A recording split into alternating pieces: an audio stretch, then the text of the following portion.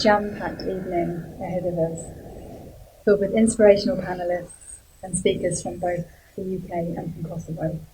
As a firm for Burdon, the notion of embracing equity goes to the very heart of who we are.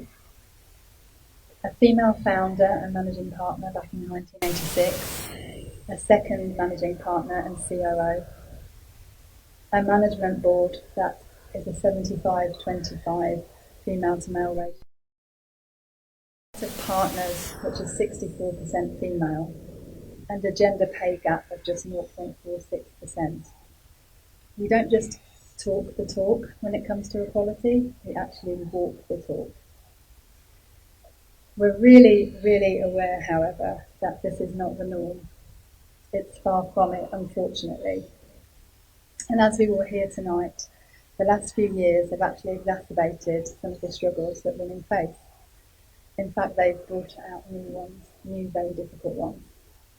We have to embrace equity and we have to work together to make change happen. Why? Because everybody benefits from equality and diversity, not just those who are being discriminated against. So the night ahead looks like this. We've split it into 3 sections: celebration, education, and collaboration. Because we think that if these 3 things are embraced, it could really help us move the needle.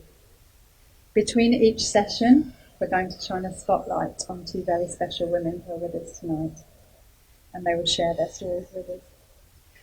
So to get started, we're going to start with celebration. This is the acknowledgement of the careers and achievements of our 4 incredible panellists from the worlds of politics, business and academia. We're honoured and extremely grateful to have you all here tonight, so thank you so much.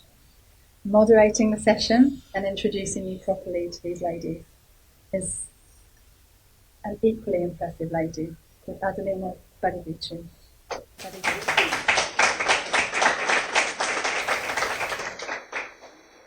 Adelina, like Artan, is on the board of the British Kosovar Chamber of Commerce. She's a systemic family practitioner with an MA in refugee care, working with children, couples and families affected by trauma. She's also the facilitator of the Freedom Programme for survivors of domestic abuse. Through her business, Total Family Coaching, she runs a community-based space focusing on ending all forms of violence against children, women and girls. And if that wasn't enough, she also acts as a consultant for the Council of Europe and has helped us organise this event tonight. So I'm going to hand you over to the very safe hands of Adelina. Ladies and gentlemen, it's an honour for me to moderate this panel. I will be talking to a group of amazing women. And to say I'm nervous, it's not enough. It's absolutely incredible to be here, to be part of this room, but also to now facilitate a conversation between this incredible woman who come from diverse backgrounds, who have achieved significant milestones in their respective fields. Through their experiences, we'll explore the barriers that they've encountered and the lessons they have learned along the way. I want to say Happy International Women's Day to you all, and then welcome to the stage, first, Ms. Llabjani, who served as the first woman president of the Republic of Kosovo, the first female head of state in the modern Balkans, and the youngest female world leader to be elected to the highest office. As president,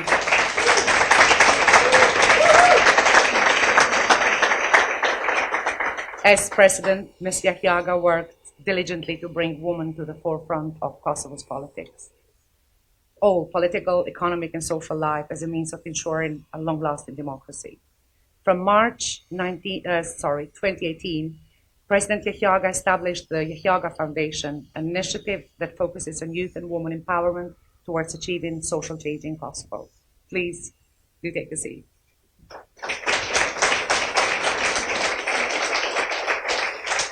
My next guest is Nora Weller. Nora is a lawyer and a doctoral scholar at the Department of Archaeology at Cambridge University. She advises a number of governments and higher institutions on international mechanisms of heritage protection.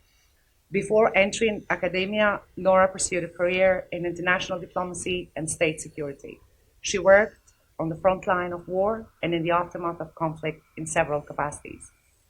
Thank you for being here, Nora. Please come and join us.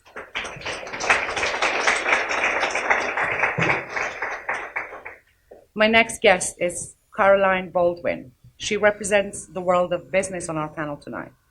With MBA graduate, business founder, CEO, COO on her CV, Caroline's career has taken her from London to West Africa and back again as she embarks upon her newest venture, the Dali, a new independent private members club in Islington.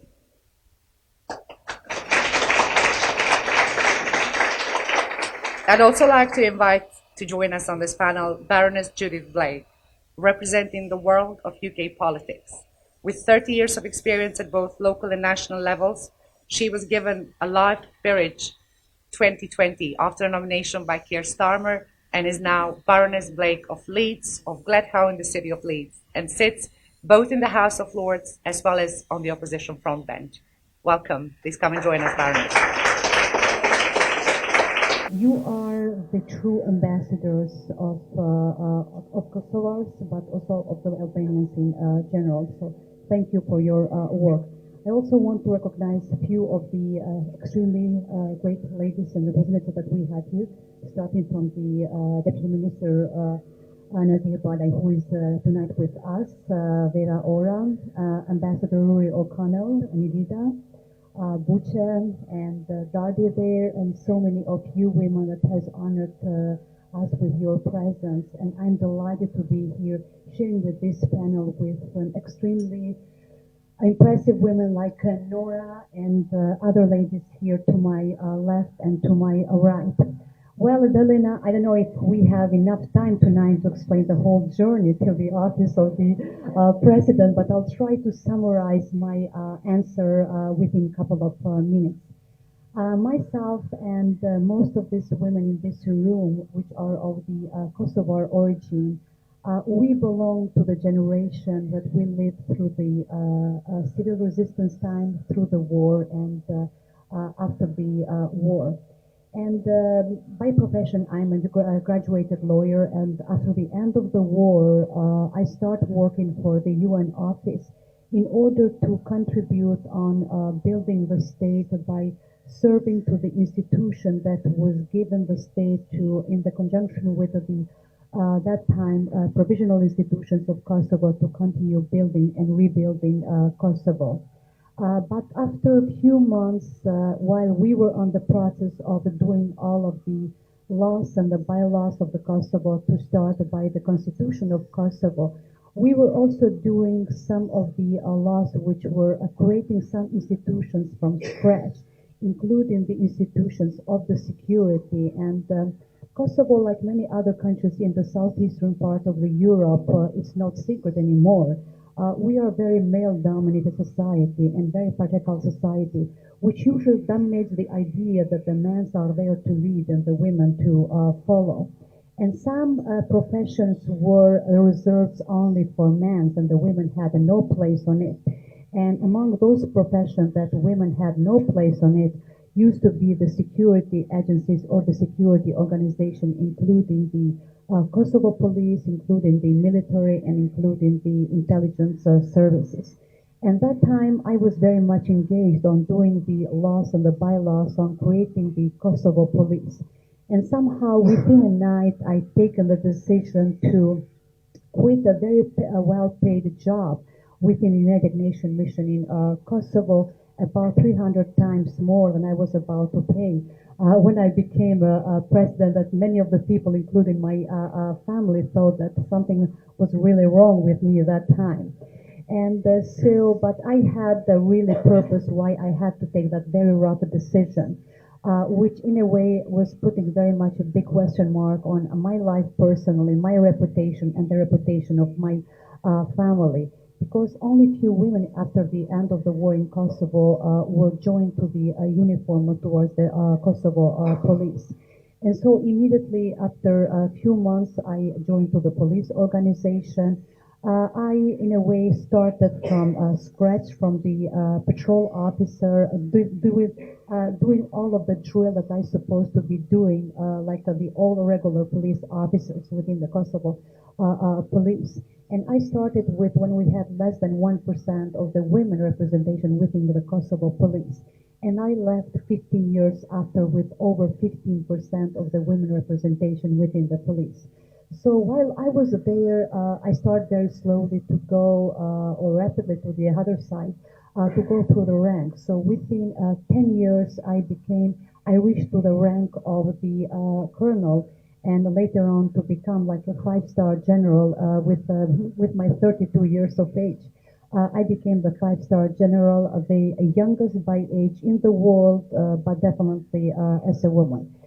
So throughout my career within the Kosovo police, I make sure that we have the women representation across the board. The percentage which was foreseen initially without any legal base in 2000 and 2001 and later on in 2003 to be incorporated within the policies and regulation of the Kosovo police, having about 15% of the women representation across the board. I made sure that that percentage was represented throughout the whole levels within the police organization, and that is being respected also throughout all the ranks. So we had the women not only in the patrols, we had in the specialized units, in the elite units, in the intelligence services, in the investigation, in all levels of the police. And back in 2011, I was in the rank of the General Lieutenant Colonel, one of the highest ranks within the Kosovo police, and Kosovo was going through some very turbulent times. Within a year, two presidents were ruled down by the Constitutional Court for the violation of the Constitution. Within a year, we passed two rounds of the parliamentary elections, which most of them were monitored by the local and international monitoring mission with a very negative reporting. I'm speaking about 2010 time. That has put Kosovo not in a very good reporting level globally up to that level of the fabricated theft of the war. While 5 years after, Kosovo was ranked one of the highest percentage of the democratic way of the organizing and hosting the parliamentary elections. And so somehow that time my name has been proposed by three main political parties for the consensual candidate supported by the international community for the president of Kosovo. So it took 3 men to nominate a woman to come and fix the mess that they have created, if I may explain that way. And so to my surprise, out of several other nominations from the other political parties, from the academia and other levels, my name has been proposed based in certain circumstances. First, for the high integrity of the proven service within the public service, and the zero affairs, particularly the zero corruption affairs, which we women are proving ourselves more and more, not only in the service that I was about, but also many of the women can testify this in this room as well. And so to my surprise, I was elected in the first round of the election with over 80% of the vote to make me not only as the first woman president of Kosovo on the southeastern part of the Europe, but as you mentioned earlier, the youngest head of state democratically elected till today's date. I was only 35 years of age when I took over the office. I cannot say this for now, so I feel like a 400 years old now. Being the president of Kosovo, Adelina, was one of the biggest honor and privilege that I was able to serve my country and my people. But has it been challenging? Absolutely has been very much challenging. I have been not only for 5 years being in the office, but also after leaving the office as a president. So I was very much prepared professionally and psychologically. I was very much prepared about the roles and responsibilities that my constitution and the law on the president was in a way giving to me as the president of Kosovo. But what I was not prepared, it was that I was not prepared for that level of the sexism that I was about to experience the very first moment that I was voted as the president. It was not the news what the president was speaking, what kind of a decision president is taking. Is the president representing us, which is one of the basic requirement of the president to be representing you internationally and locally in Kosovo. But it was more of the news, what is the president wearing today? What kind of the heels she's having today? What kind of the nail polish she's having today? What kind of the bag is she having today? What kind of the hairstyle? And all this kind of the news, maybe about 10 or 15 headlines in the medias of Kosovo were dominated by this kind of the news. Maybe somewhere at the end was about, oh, actually, what kind of a decision she has been taking today. But despite that fact, I did not ever allow this to affect in my work. Because first of all, I was not only represented at the office that I was represented, but I was very much conscious that I was represented about the half of the society of Kosovo. I was representing 51% of the women of Kosovo. And if I would be in a way affected by this kind of the reaction, what would be the reaction about many women that till that time they were only dreaming if it's going to be possible for me one day. And so when that day was possible for women of Kosovo, I simply did not want to give an argument that you are going to be facing only with these challenges. So I decided to ignore most of those comments and focus only in those comments that were serving for me to be contributing on increasing my performance in case they were some kind of the comment that in a way kind of like affected on the improvement of my work. I had two basic rules when I was a president. First of all, that my cabinet is going to compose over 50% of them to be women. I did not realize that over 70% of my cabinet were women. And the second rule was that I was also representing the 61% of the population of Kosovo, which are young boys and girls of Kosovo. Where 61% of the Kosovo population are under the age of the 30. And so that representation was represented within the cabinet of president. And in another way, I had expanded that table of the decision making, and I added more chairs to the ones that has been for far too long left outside of the process of the decision making. At the same time, they are affected by the process of the decision making. I added more chairs for the women, for minority communities, and all other marginalized communities. I promise I'll try to short. Thank you, Madam President. You've made us so proud, and I'm really privileged to have you here tonight. Thank you. Before I move on to ask a question to the rest of the panelists, I just have a question that probably it should have a very short answer. I know during your presidency, you were faced by so many challenges. You had to make some decisions. What was the most difficult decision you had to make that gave you the most satisfaction? Wow, just one. Well, there are a lot of the decision because every decision that has been about to be taken by the head of state, by the president. I know one that I'm so proud of. But the one which was very challenging and it remains till today date challenging, and that at the same time give it my biggest pride because to me they are the biggest pain but the biggest pride of our society related to the survivors of the sexual violence. Adelina, when I came across of the first group of the survivors of the sexual violence, I met a group of the ladies of the from Indrenica in the heart of the Kosovo. There were 36 of them, and when I met them, it has been a changing moment for me personally because it could happen to me, it could happen to my mother, because I was on my early 20s during the wartime. My mother was on her early 40s. It could happen to every woman of Kosovo. And to our shame as the people of Kosovo, because of patriarchal norms, we in a way covered them with a veil of shame instead of covering them with a veil of pride and calling them the heroes. While we have been fighting in so many of the battlefields, we did not recognize that their bodies were turned into the battlefield. While we have taken care of, after all of the categories of the war, of the missing people, of the killed people, of massacred people, but we did not take our institutional and public responsibility to take care about an estimated number of 20,000 women and men that have been raped during the wartime, where rape has been used as a tool of war. Adelina, when I started this topic, it was literally within my first weeks being as a president of Kosovo. I have been threatened by the political elites at that time that by advising me under brackets, Madam President, don't start this topic. This topic is not popular. This is a closed chapter for our country because it did not happen to us. It's supposed not to happen to us. 15 years now after the end of the war, we should simply just not talk about it. Let's just move on with that.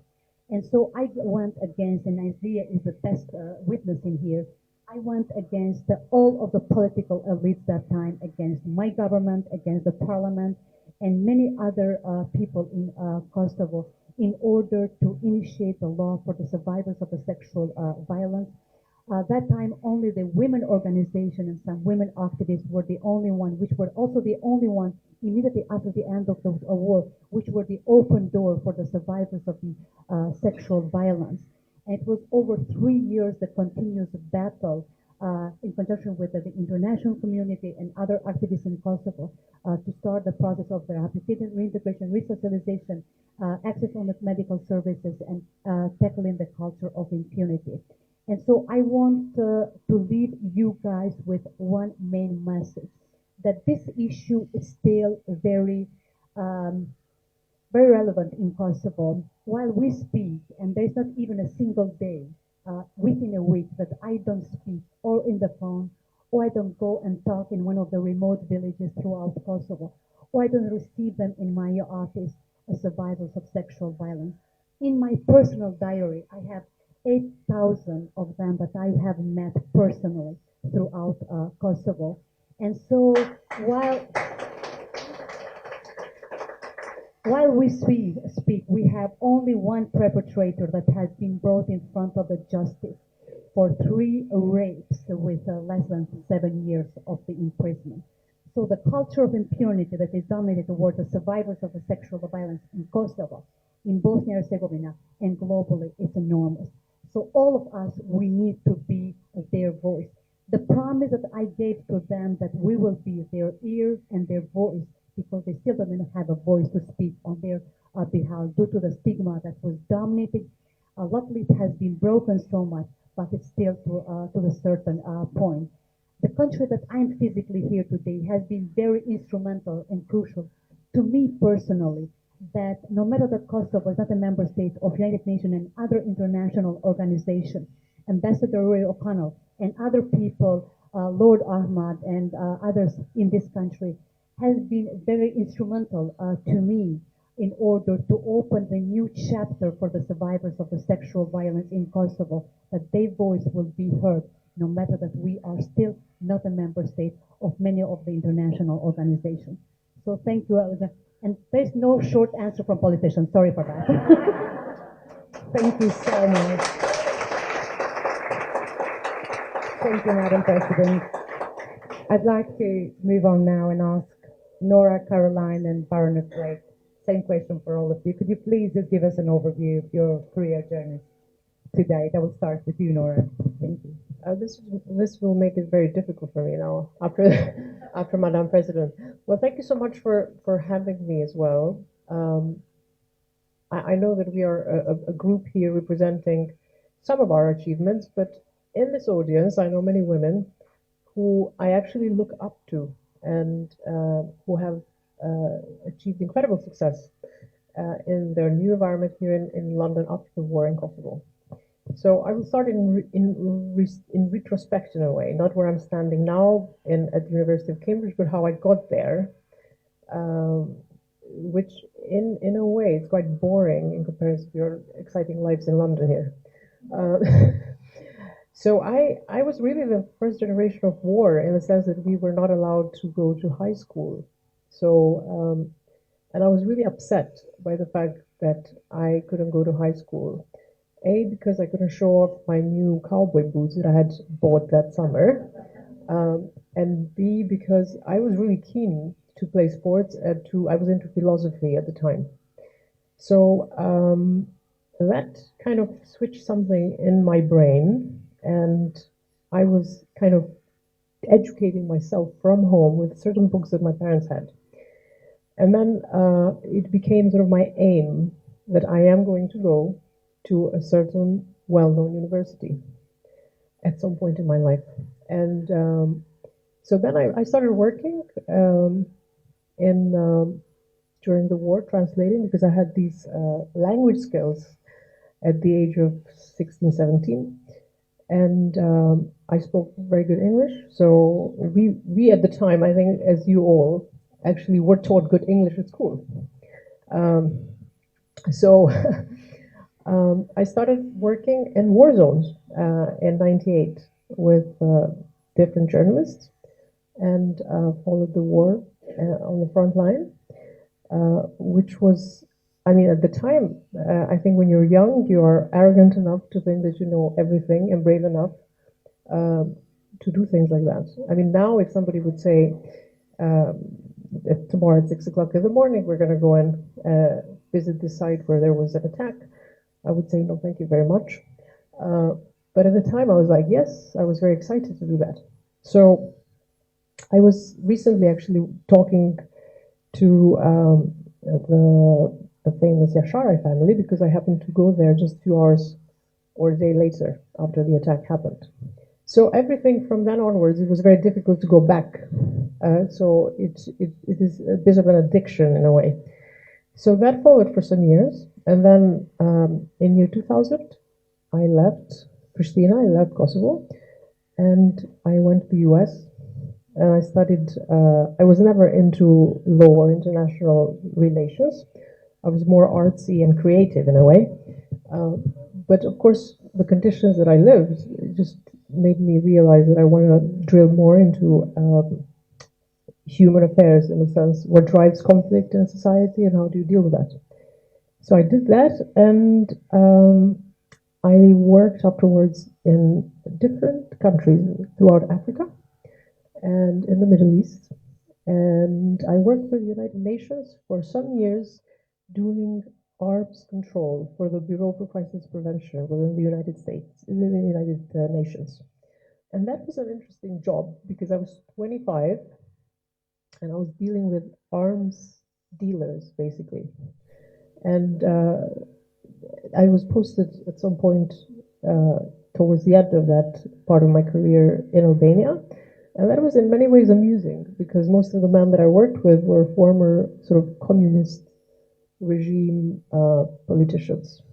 So appearing in their office, telling them how they should modify the laws on arms trade as a 25-year-old blonde was very interesting because most of the time I was met with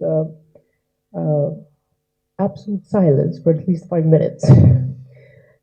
But by the end of it, I became very, very popular because, as Madam President said just before me, women like us, and generally women, have a drive within themselves. And once we put our mind to achieving something, then we do so. And no matter what it takes, we do so. Like we give birth and we raise a child. So it's a bit like that kind of a project. And then I was tired from all of that, and I moved to England and went to the University of Cambridge and did my law degree and decided to combine my previous experience in war zones. And because everywhere I was traveling when there was conflict, I was really always wondering why, also in Kosovo, why did they destroy all these important buildings? Religious shrines, books, manuscripts that are really important for the education of future generations. And that's what drove me to actually look at the heritage side and protection of heritage. And that's what I do now. And afterwards, I also became very interested in what we call dark heritage. So basically sites of atrocities and how do we commemorate human remains. And this is something which actually made me quite popular within my department because I came with a theory that human remains and people who disappear, they represent a very important part of heritage within our culture. Because as we are talking this evening, we understand that this conflict that we went through in our country, which actually drove us all out and brought us perhaps here to a better life and a more democratic, or what we like to say, liberal democracy in England, actually shaped our culture and forever. So we can't get over it. So we are here talking about it. And so it is very important for me to drill more into it. And yeah, a lot of people told me, don't try to go to Cambridge because you can't get in. And I did get in. And so perhaps this is part of the second question, but this also taught me that it's just a matter of our will and our determination to achieve where we want to be. And that probably becomes a goal. So thank you. Thank you. How incredible. Thank you so much, Laura.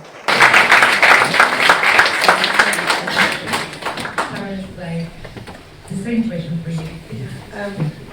Good evening, everyone, and can I start by wishing all of you a happy International Women's Day. And I think we should raise the roof in celebration of women's achievements.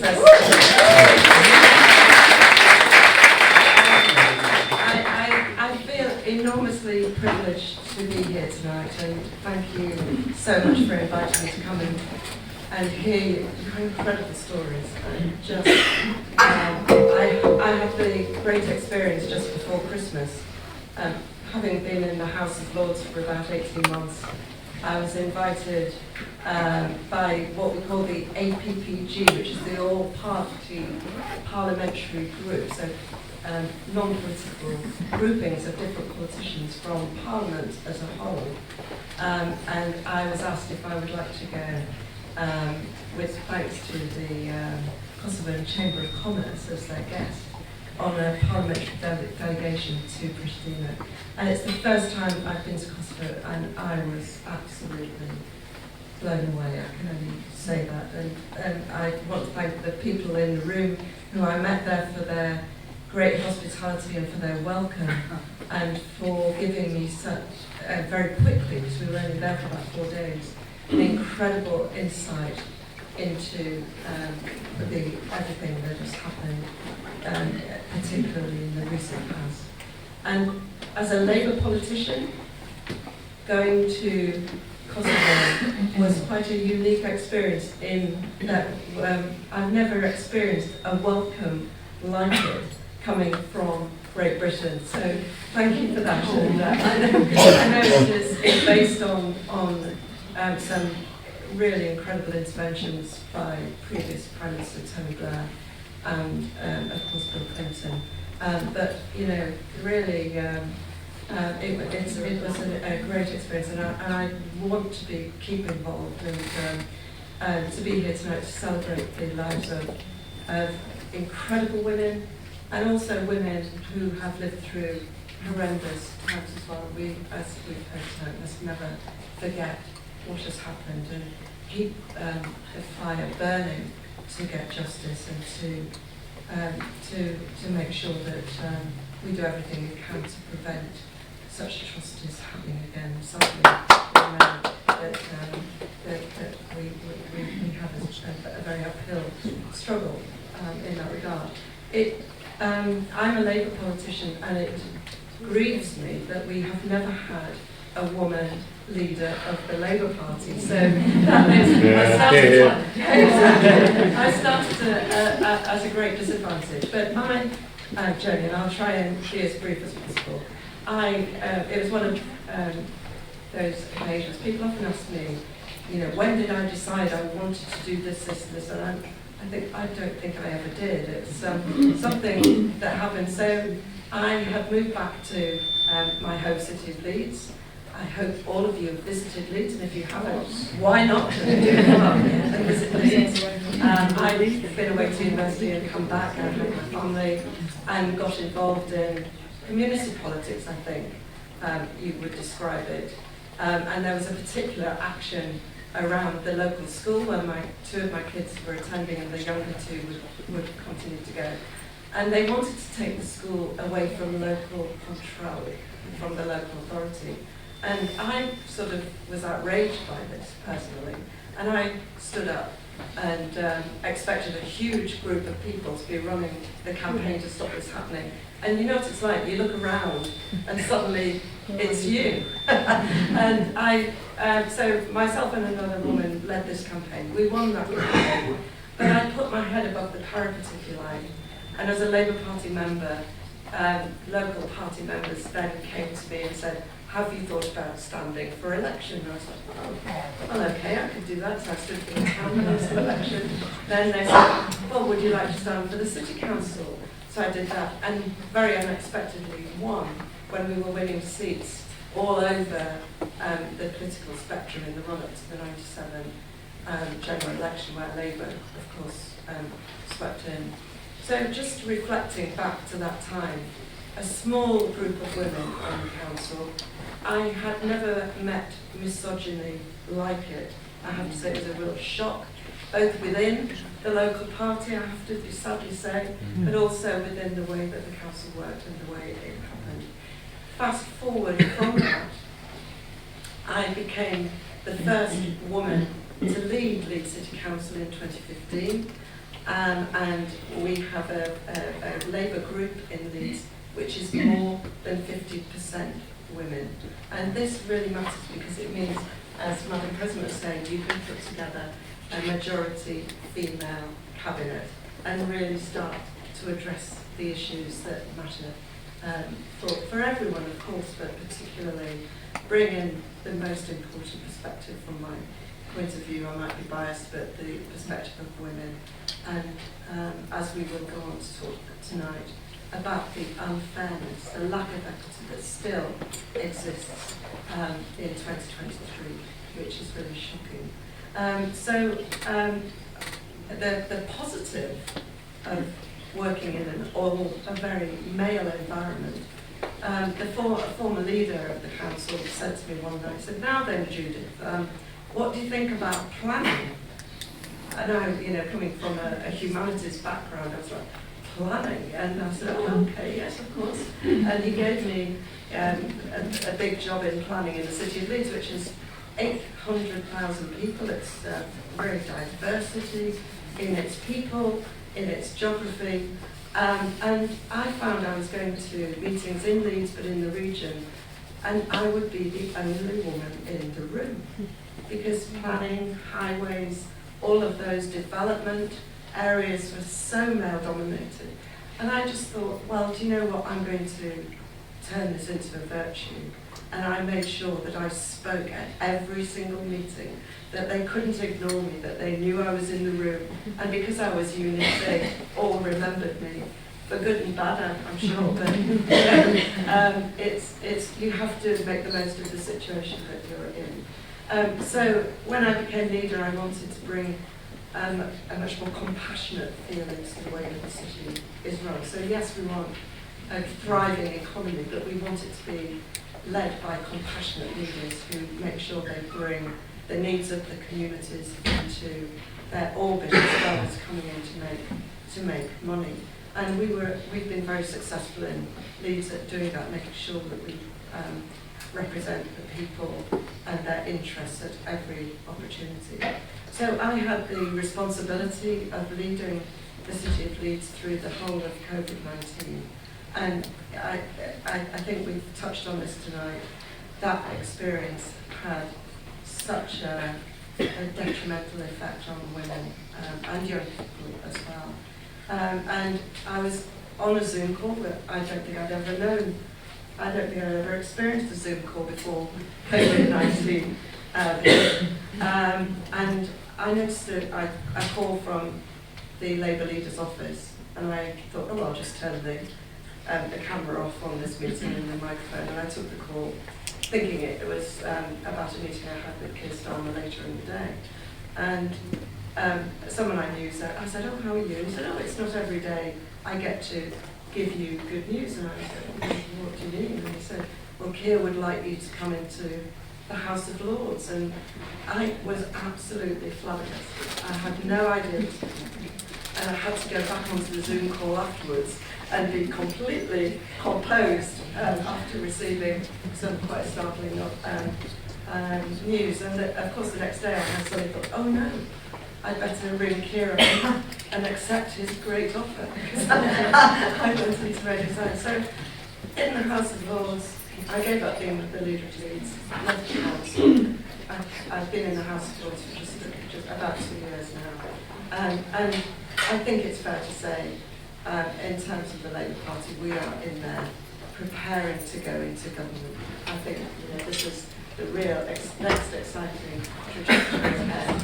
But so much work happens in the House of Lords, the scrutiny of legislation, things that people don't see, incredible people doing incredible things. So very much an interesting journey, probably not as conventional as some, but it's great to be here tonight.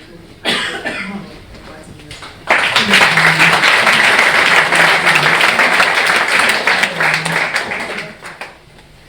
Adelina, thank you. I'd like to tell you about my journey, but I'd also like to tell you about the power of connection, especially in relation to women. My journey spanned 3 distinct periods. First of all, I spent 15 years working in a very male-dominated environment in West Africa. I then moved back to London, where I very much had to start again, socially and professionally. And last of all, I'd like to tell you about my project, Llabjani, a private members club that we're bringing to Islington. I spent 15 years working in Ghana. I worked for my family's business, which was shipping and logistics. The company operated in Ghana, Nigeria, and South Africa. I was the managing director of the Ghana business, a business that had a turnover of £17 million and employed 100 people. The expatriate environment in West Africa is very male-dominated. The women that you meet in West Africa are wives. They are there to support their husbands. The husbands are the ones that are employed. When I moved to Ghana, I was the only female senior manager that I knew. By the time I left, I had employed 2 more people, which made our company fairly groundbreaking, surprising as that might sound. I didn't do this to redress some sort of balance. I did this because these women were simply the best people I knew for the job. I also did it because I knew these women already, much in the same way that I employed some of their male colleagues because I knew them through the networks I had. So in that way, I think the expatriate environment is really no different than you get from in London. Your connections are how you get on in life. In 2016, I moved back to London. I was with the same company, but I was brought back as COO of the group, and I was brought back to set up the headquarters here in Clerkenwell. After 15 years away, I knew nobody in London, so I was very much starting again socially. I tried networking groups, I tried meet-up groups, but really, I didn't really get anywhere with those. And I was thinking, well, how do you meet people? How do you form those connections in a new place? Eventually, I made friends through my daughter's school. She went to a small school which was very sociable and somewhat bohemian down in Clerkenwell. The school was so small that there were only 12 pupils in her entire year, and most of the parents knew each other. Each school event, be it a sports day, a Christmas carol concert, would end up with an after party. Most often at my friend Claire's flat. This is where I met Claire. Claire had also moved back to London after stints in New York and Sydney. We became firm friends, and we spent a long time, many evenings, talking about the power of connection and how do you actually make friends or form new networks if you don't have children of a primary school age. We also talked about the need for Islington to have somewhere people can connect. That gave us the idea of the Dally. The Dally is going to be a private members club for Islington. It's going to have a restaurant and bar, it's going to have events, it's going to be somewhere that people can drop in, work on their laptop, meet a client for coffee, drop in after work for a drink, have dinner, or go to a members event, music, comedy. It will be somewhere for Islington places, people and businesses to connect with a dash of fun. We very much believe that in this hybrid working environment, when people, women very much, are still working from home, there's a need for women to have somewhere where they can meet other people. We hope that the Dally will be that place.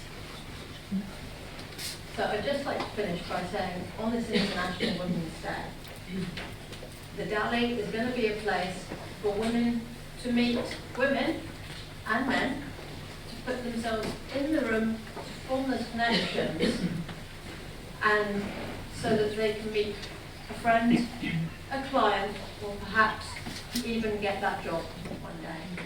Thank you, Caroline.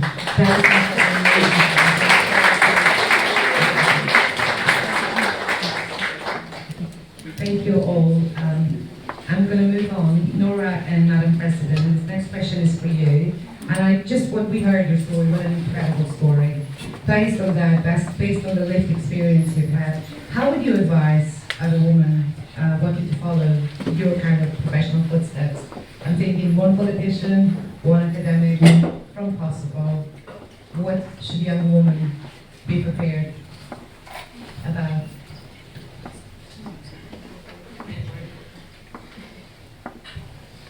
Well, Adelina, everything is possible. I always advise the young women, particularly, but young girls in general, that they should believe on themselves, they should believe on their potential, and they should never rest on investing on themselves. I'm by nature, I'm a little bit of like a rebel person. I was like, this is like a black sheep of the family. Like all of them, I went to the medicine and I switched to going to the law.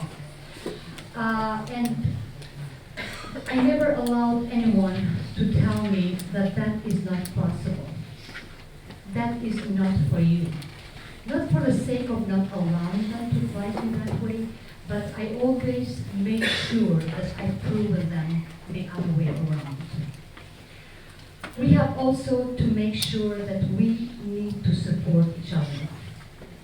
Because it's the 8th of March, I advise all the women here and through you, all other women around. Women sometimes have a tendency to be the biggest enemies of their own kind. 90% of the criticism that I had during my entire mandate did not come from the men. It came from the women. Men don't know what is the hair. Man doesn't know what is the makeup, hair, style, bags, shoes, or others. But when the platform is being put forward or unfolded, the men take up that and build and use it against you. So build the network, build the support that you need. Support the other women. Even those that did not support you when you did need their support desperately. Forgive them, but give them that helping hand.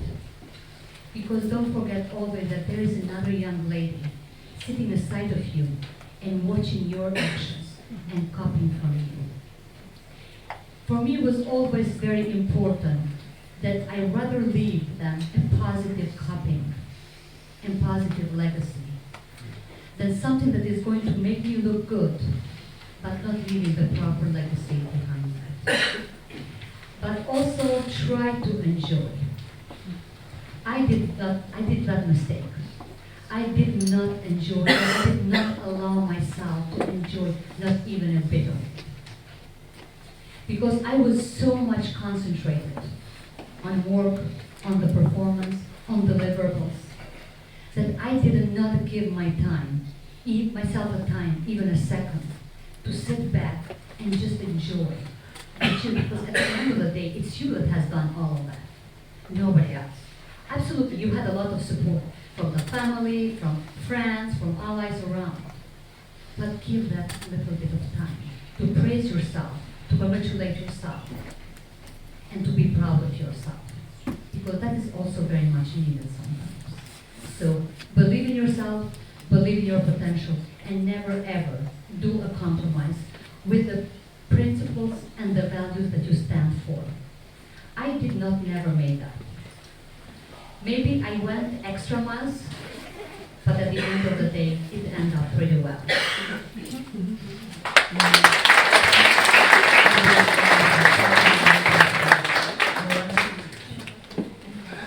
pretty much sums up everything.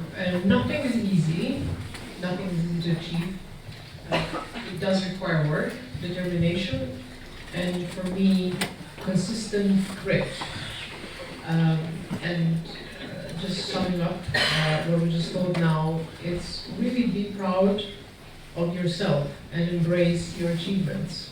Whatever they are, in whatever field they are, embrace your achievements and be very proud of them, unapologetically, I should add. So.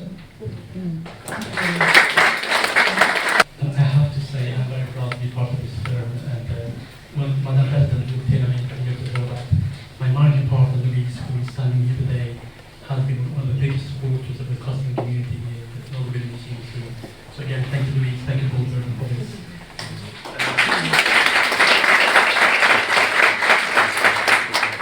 And the fact that I am a partner in the law firm here does show that, we do support diversity if the competence is there. So, we are a true example to all the world out there in terms of inclusion and diversity. I now wish to introduce to all of you a very inspirational woman called Vera Ora. Vera is a world-known psychiatrist and an ambassador for the Future Dream charity in London for those affected by breast cancer. Vera is also a mental health advocate supporting people with mental health problems in the UK and Kosovo, and especially pregnant women and young mothers who are facing mental health issues. Apart from being a great woman herself, Vera has also produced and raised a wonderful international artist who we all know, Rita Ora, and I'm very proud to say that we have women like you in the community and in the world who can do that. And as a matter of fact, my daughter is also called Vera after you, so there you go. And again, I wish you a very good evening and thank you. Hello everyone, I'm so happy to be here to celebrate International Women's Day with all of you. And I just give a little sort of background. I came to this country mid-90s as a migrant woman with my husband and my then young family. I can relate to so many women and so many women here who've been displaced while trying to integrate within the society, a new society, within their communities, that safety is one of the main issues we are all looking for. Often leaving home means you leave all your assets, you leave work, you leave home, you leave your family, you leave your status. And while you do that, you carry those different emotions and the dynamics of emotions that have, for most women, created, stressful and anxieties that are very difficult to shift. So as an NHS frontline in mental health services, I know and I see so many women that are affected by forced migration. I work as a psychiatrist and as a professional and as a mother, I wanted to be an independent woman. And also I wanted to be example to my children. So for me, my journey involved coming here with my young family, trying to learn English, which is the language I didn't know was a new language. That required to learn academic English. What that means I had to fail a few times in order to achieve the results, which was annoying bit. But I managed to do that as well. Women can do a lot of things, right? So in order to move forward, I had to take medical exams so I can get registered and work as a doctor here. So I did that as well. Was very happy about it because I wasn't able to feel myself being a doctor back home and coming here and being, I don't want to call myself nobody because I was a mother, but I felt that I wasn't complete and I was looking for something more.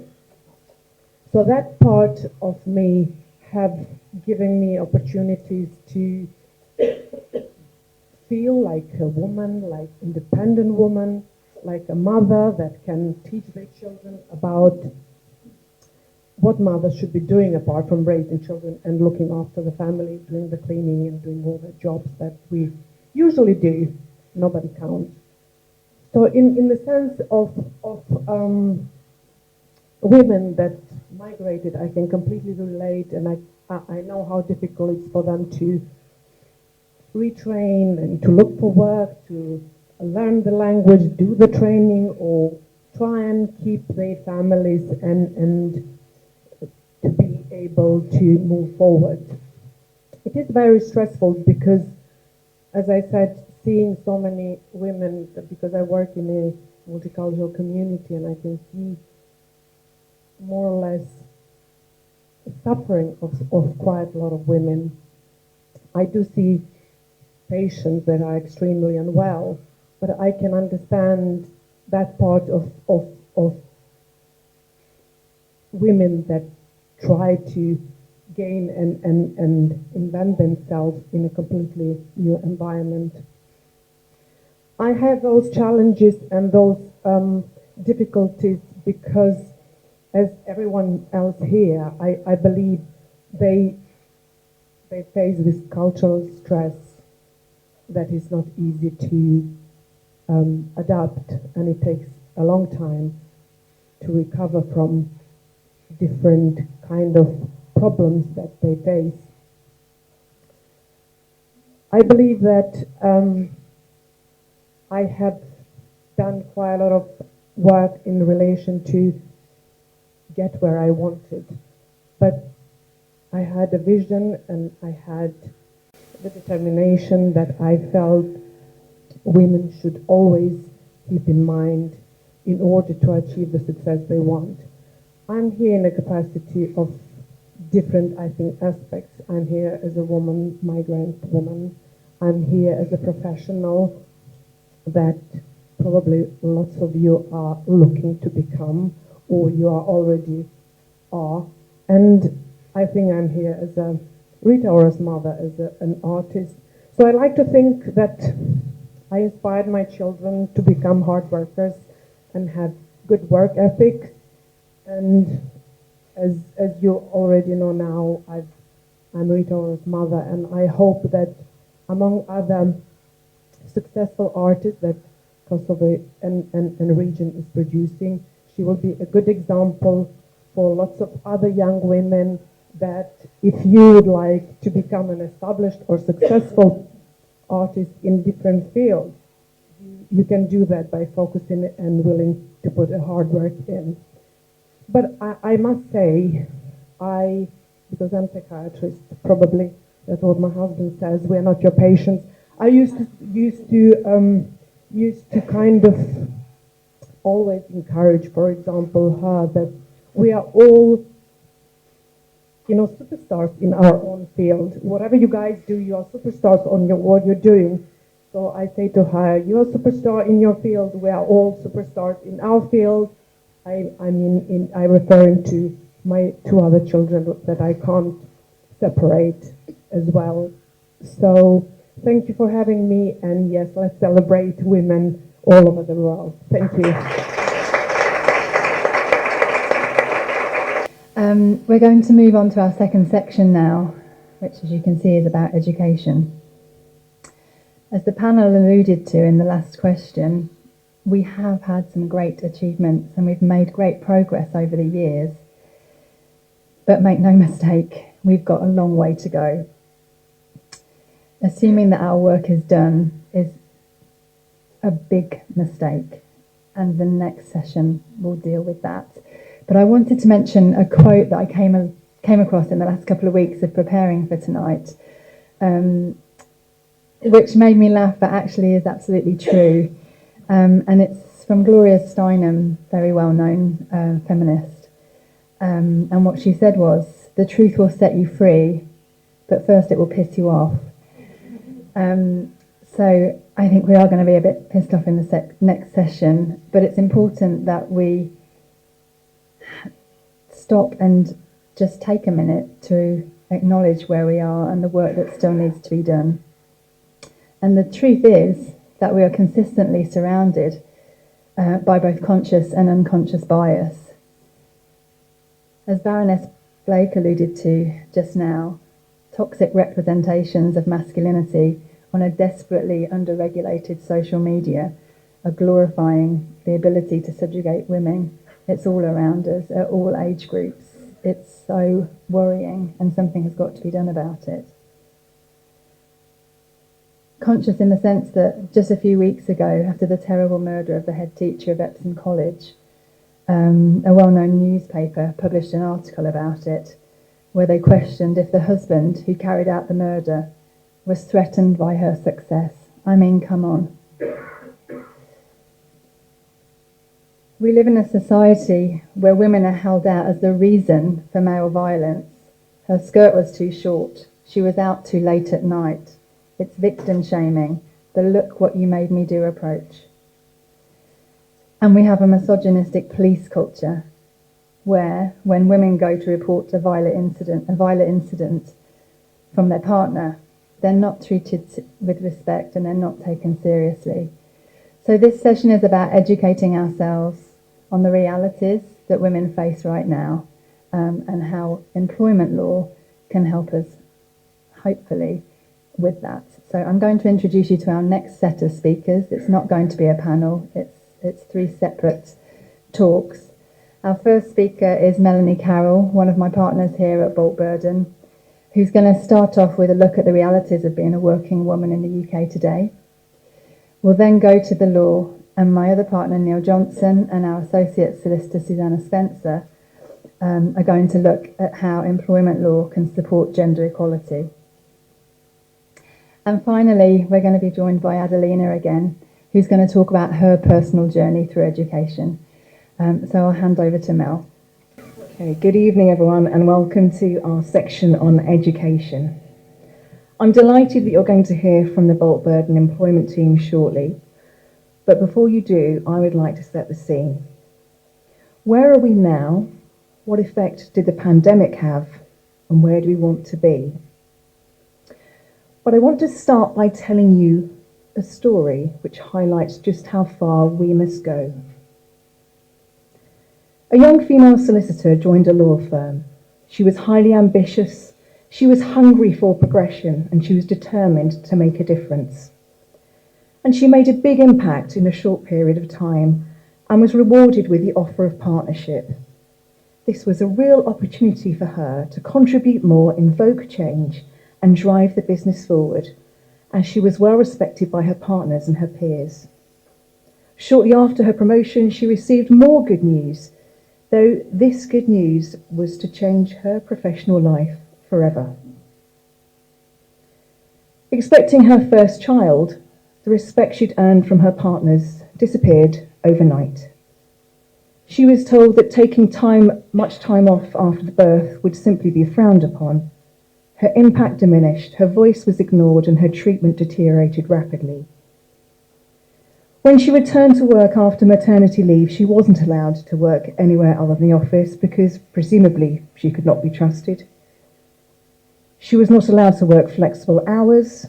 She would simply have to make the childcare work around her job because, after all, her choice to have a child was her lifestyle requirement. She was made to feel that she had to work twice as hard as everyone else just to keep up and maintain the status quo. And so when her confidence was at an all-time low, she was made to feel inadequate, inferior, and frankly, a nuisance. Meetings were arranged for times when it was impracticable for her to attend.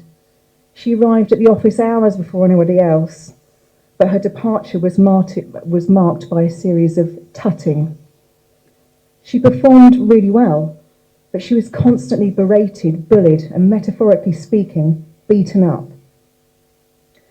Forced into meetings at times that were completely incompatible with her family life, forced her to choose between her profession and her parenting. And she chose her parenting. She chose to leave a partnership that she'd worked so hard in, with a team that she'd built up, with an office that she'd single-handedly project managed, launched and run. And even though she extricated herself from that daily torment, the experience left her scarred. It left her with a fragility that will doubtless stay with her for the rest of her professional life. Now, sadly, I'm not telling you a story from yesteryear, a story from a generation ago. It happened in the last decade. And you may be thinking, well, how does she know all this? How has she got into the inner psyche of this person? Well, it's a reasonable question with a simple answer. The reason I know is because it's my story. I got out, but not everybody can.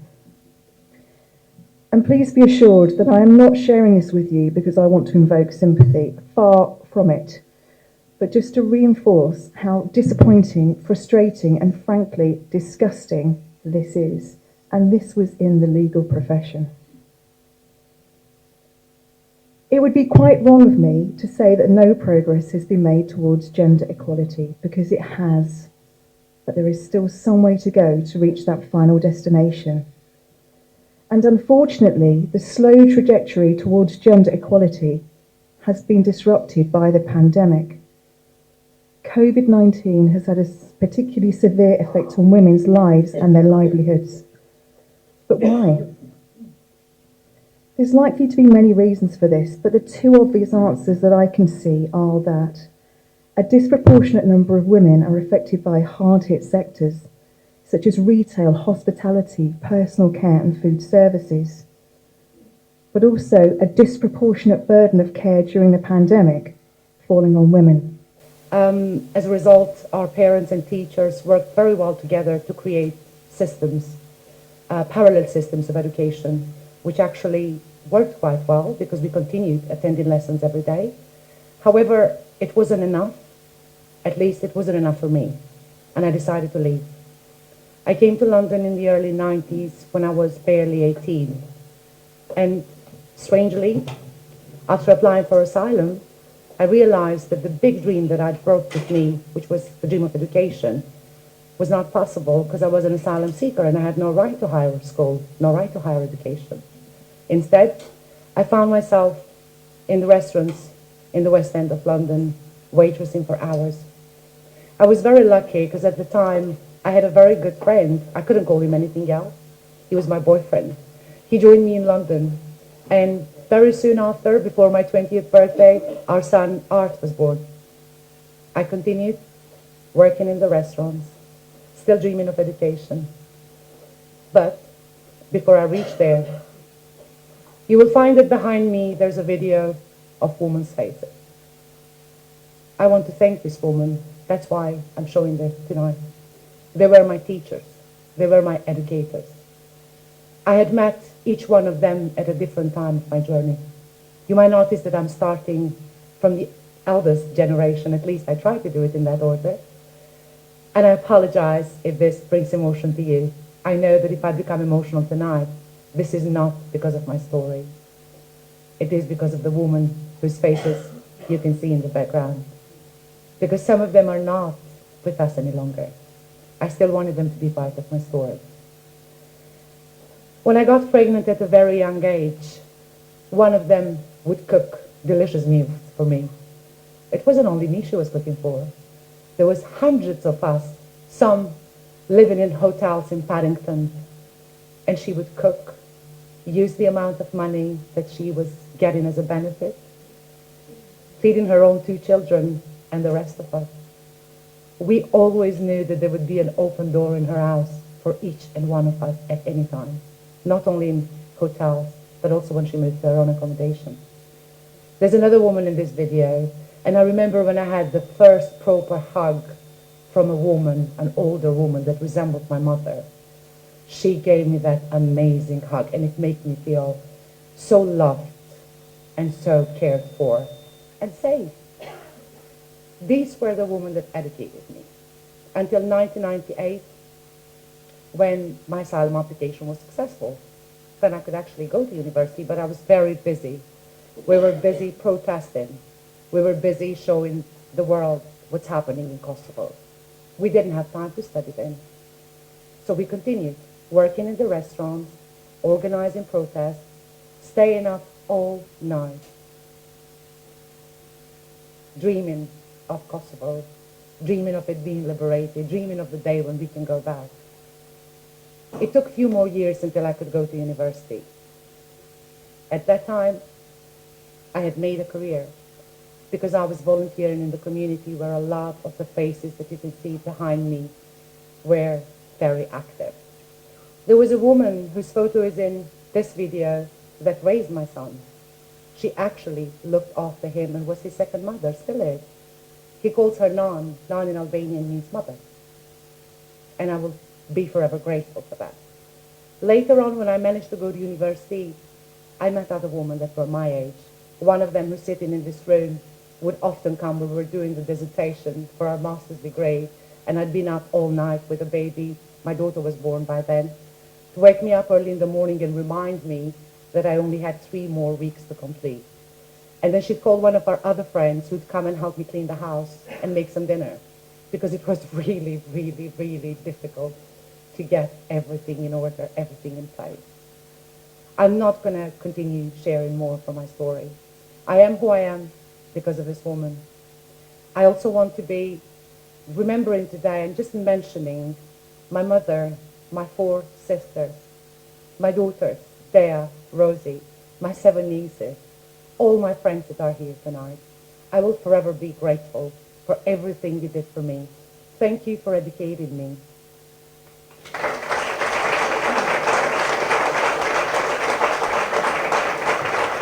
Just one little thing. One of the women in the video is sitting with us tonight in the room, and I want to invite her on stage. She's always been the most fashionable woman. I'd look at her from distance, because she's just a little bit older than me. I'd look at her from distance and dream to look like her. Burbuce Bakali is very well known in our community.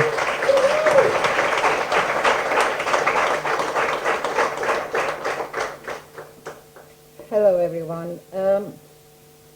Every one of us has our own individual success stories, and I'm not here to talk about anyone here or about myself.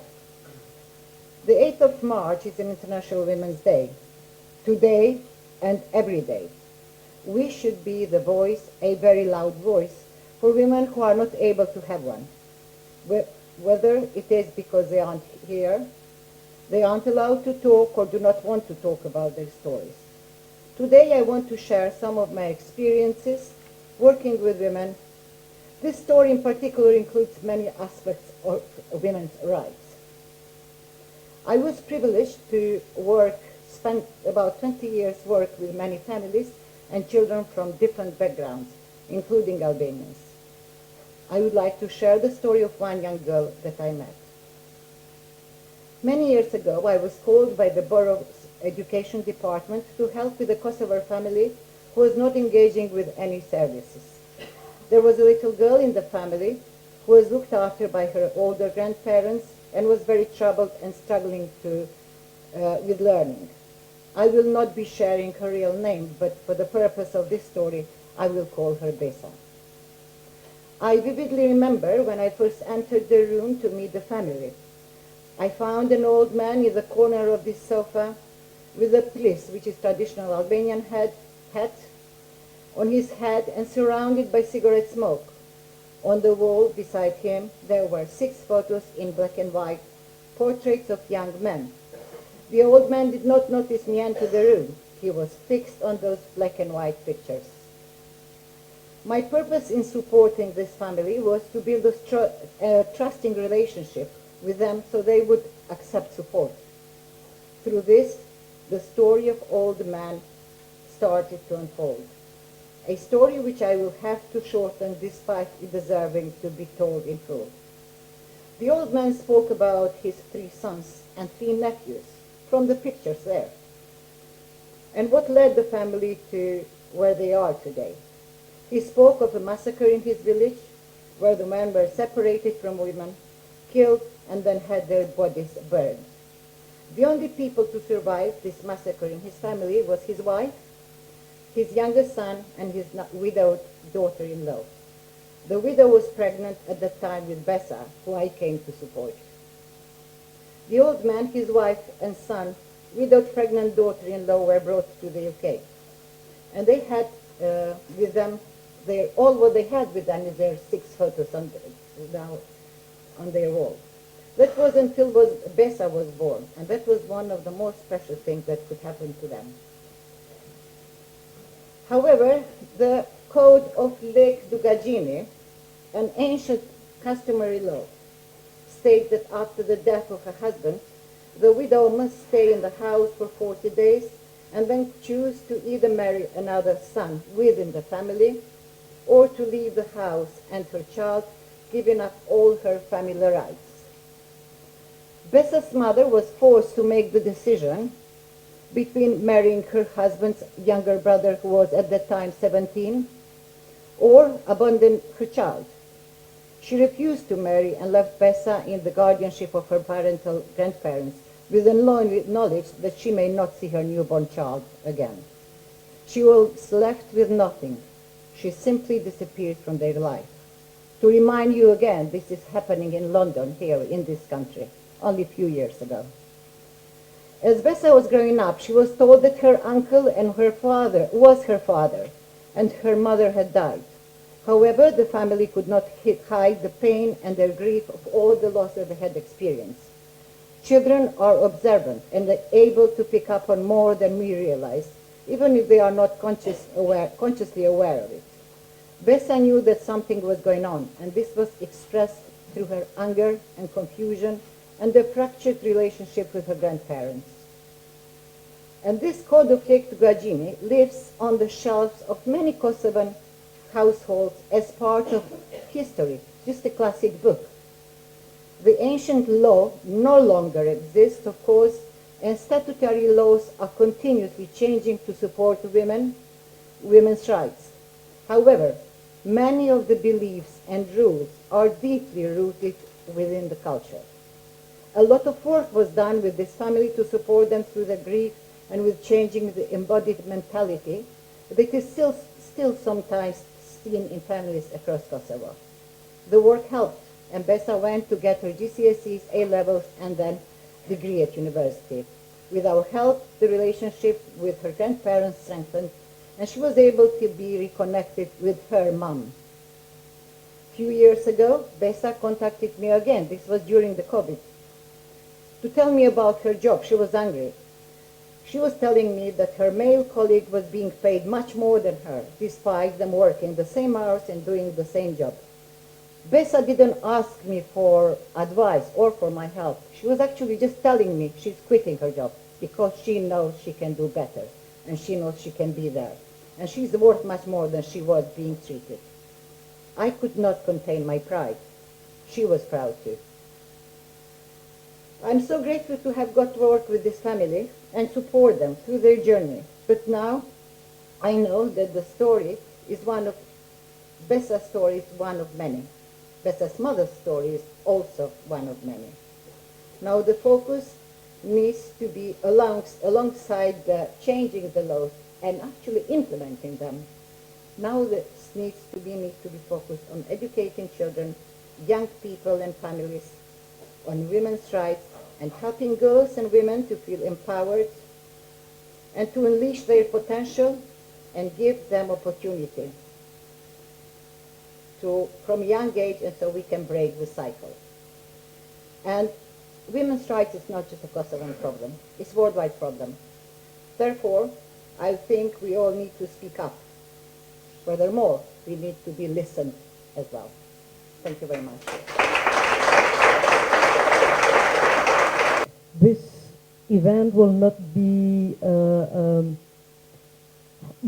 organized in the best way if Adelina and Artan are not, and Louise, are engaged in being part of this event. I know we spent 2.5 hours here. I know how much you are tired. And I would like to be very, very short, but with a concrete message. We have International Women's Day. It is a big day. It is a day that reminds us duties and responsibilities to continue the women movements for gender equality and women's rights. Did we achieve? Of course, not the aim where we want to go. Did we work on this? Of course, yes. Did we have the progress in front of us? Yes, we have the progress, but are we satisfied? No, we are not satisfied, because to work for gender equality, we must believe on it. Because believing and working are two different issues. I do believe in every woman, in every girl, in every man and boy that will join our journey, will join our movement, because equality belongs to everybody. So from today and now, our journey is not easy, and we will stand together to believe in gender equality, because this is the crucial. Believing in gender equality, it's a crucial. Today, my Prime Minister, because I belong to the government of Kosovar, he opened the government session, and with a very concrete speech for the survivors of the sexual violence during the war in Kosovo. And I don't know who asked him what the survivors need. Do they need the work? And his answer, it was like this: the survivors will survive, and we are those who will support and work for them, and we will work for them, because they finished their stories, because their situation is completely different from our situation. We have all kinds of victims of domestic violence, violence against women, the victims of different types of crimes. We have to change the laws, and we are doing, and we are changing the laws every day in Kosovo. Today, our parliament voted the new law according to the Istanbul Convention. We have completely new penalty code, because to speak about the vagina, it was an offense. Today it's a penalty offense to do the test of vagina. You see the progress that we made and we did as a women movement in Kosovo. The early marriage, it was something normal. It was something that could happen in the ages of 13 and 14 and 15. But today it's a criminal offense, the marriage under the 18. Again, we have the progress in this. The education, the collaboration, the coordination, it's the road that we have to follow. Our main target, the only main target for us as a women movement, it was a male community, a male group, because we have to create our alliances with them in order to achieve the results together. working for equality, of course, it's half of the way, but the complete or the mission that will become possible in the future is the male champions of the gender equality in the world. Thank you very much. And again, we will stay in touch with everybody, but Adelina, she's our key examples because she's our expert drafting the first program for the perpetrators of the domestic violence. Adelina, thank you very much. So I just wanted to say Melanie asked me here tonight, and I'm delighted to do anything for International Women's Day. I think it's a great opportunity for all of us to just pause for breath, and I would particularly say to the men in the room, an opportunity to just have a little bit of a think about where we all are. Sometimes, and I've been on my own kind of trajectory throughout my career as a woman in broadcasting. It's a very male-dominated industry. When I first started, there was no woman hosting a show. We were allowed to be sidekicks. We were allowed to laugh gently at male jokes. Sometimes we were allowed to read the travel, and occasionally we could do the travel and the weather. But we certainly couldn't host our own show. But over the last 30 years, that has changed radically. And one of the most important things, obviously, about International Women's Day is the opportunity to hear more women's voices. And that's all we ever do on the radio, really, is try and amplify all voices. And on a day like today, particularly women's voices. But I'd just like to tell you, when Jane and I opened our show today, it's Monday to Thursday, 3 till 5 times radio, you're all very welcome. We are the only two women in the country who are hosting a radio programme together. It's 2023, that's an absolute shocker. You can hear lots of men doing it with men, but you don't hear any other female duo. So I heartily recommend our third to you. That's the end of the plug. At about 3 minutes past 3 this afternoon, when we said, hello, happy International Women's Day to everybody, the first 3 texts that we got were from men. The first one said, when is it International Men's Day? The second one said, you two are gabbing away every day, what's the problem?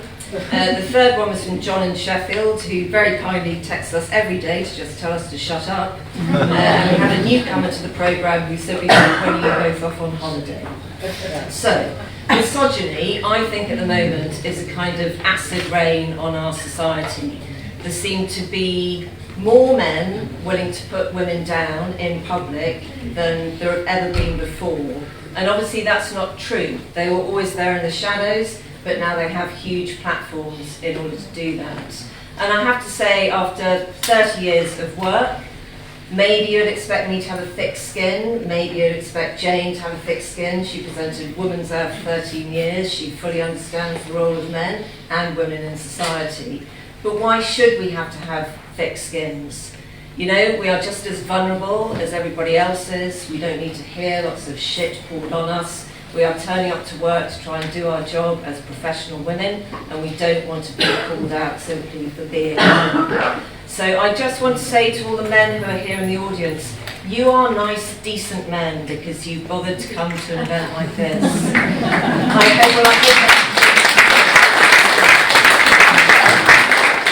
But the real problem, as you well know, is that there's a group of really nasty, angry men who are being heard more than ever before, and it's easier for you to talk to them than it now is for women to talk to them. There is a massive gulf in our society, there's a void, there is anger between the genders, and so my plea to you tonight, just as a person who is still on the receiving end of vast amounts of misogyny, when all I'm trying to do is just a nice job. I'm not trying to actually change the world. I'm trying to put food on my kids' table. I'm trying to have a good time. I'm trying to be nice. You know, I don't need that kind of stuff going down. And I would like to ask all decent men to just take a little bit of time to do some of our work with us. Not for us, but just with us. Because as you all know, throughout the history of feminism, You know, we've thrown ourselves under horses, we have tied ourselves to railings, we have lit braziers, we've gone on protests, we've asked nicely, we've tried to get the vote, we have got the vote, we've used the vote, but it's all still happening. So the collaboration, I think, now has to move into the realm of nice, decent men who can nudge the brothers who don't get the message yet in a way that we simply haven't been able to do. And that's not to say in any way that women have failed, because listen to the incredible stories here tonight. There is no failure attached to that, but I think our collaboration just has to admit that there is still a massive problem and not be scared to say, come on our journey with us and really help us end what could be for our daughters and for our sons an increasingly miserable existence. I don't want that, none of you want that, so I think it's time to just move the feminist argument on a little bit. I would also like to say I'm deeply moved by lots of the stories that I've heard here this evening, and we have loads and loads of people who come on our programme and they tell us these remarkable things, and the resilience of women, the willingness of women to share their vulnerabilities, because that's there in all of your stories. You're not afraid to stand up and say, these rather bad things have happened to me. It may be still a male trait to only want to portray yourselves as victorious or triumphant or in control. That's not the way it works. So again, my plea would be, share your stuff with us. It makes it easier for us to share our stuff with you, and then hopefully we can all sail off into the sunset together. End of. Thank you very much.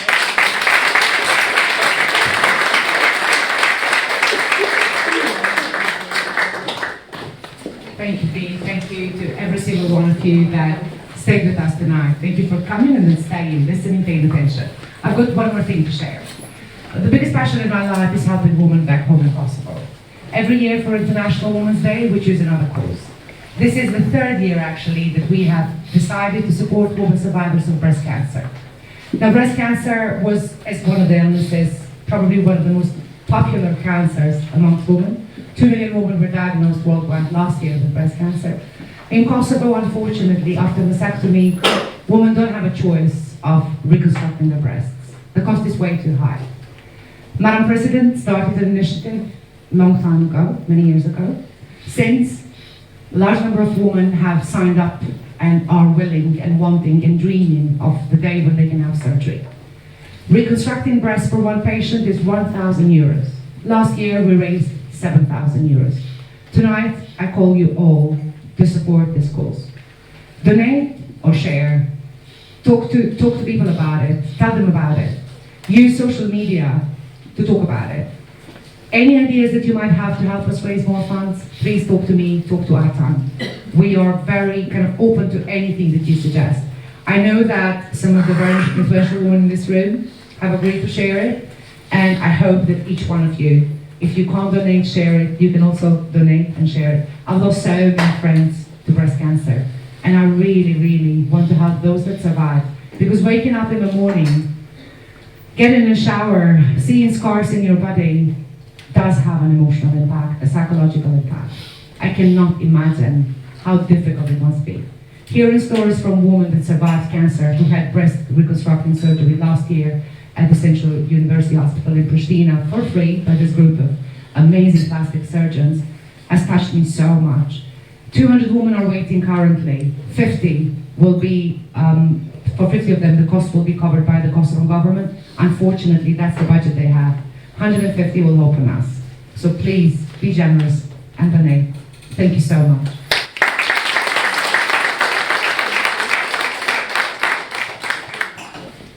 Thank you, Adelina, and thank you, Dee. That's a fantastic talk. We'll circulate the Just Giving details in the days to come so that everybody can find out some more about this brilliant charity. Okay, thank you for your patience. Thank you for sticking with us. Thank you to our fabulous panellists and speakers. Thank you to the British Kosovar Chamber of Commerce, to Artan for forging the links between our two organisations, which will only grow stronger, and to Adelina in particular for helping us to put on such an amazing event.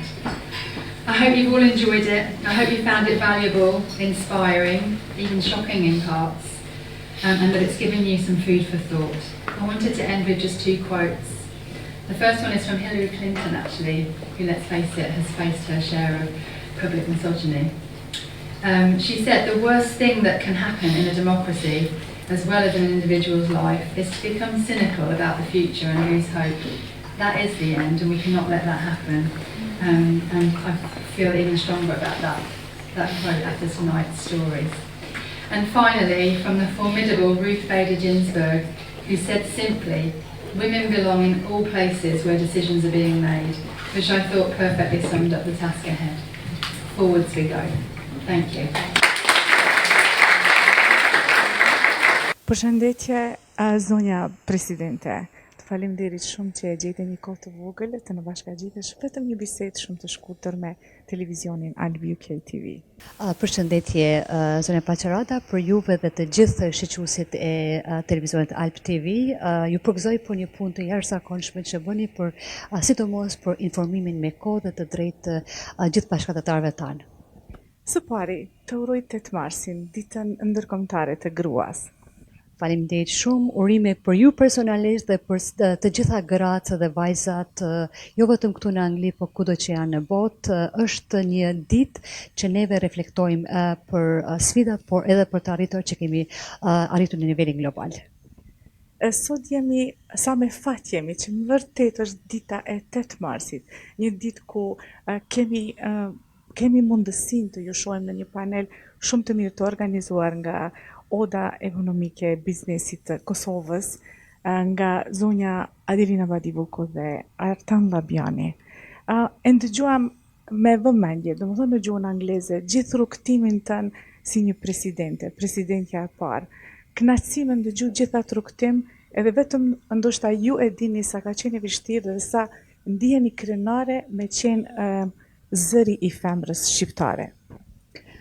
Faleminderit zonja Paqarada, me të vërtet është për të përgëzuar që ndoshta për herë të parë dhoma ekonomike shqiptaro apo kosovaro-britanike që organizon për ditën e 8 marsit, për ditën e gruas, një panel të tillë që unë pata rastin që të kem edhe shumë gra të tjera shqiptare, siç është zonja Nora Veller dhe të tjera, të cilat kanë qenë dhe vazhdojnë të jenë edhe inspirim për mua, po dhe shumë për vajzat dhe gratë të tjera shqiptare kudo që jemi.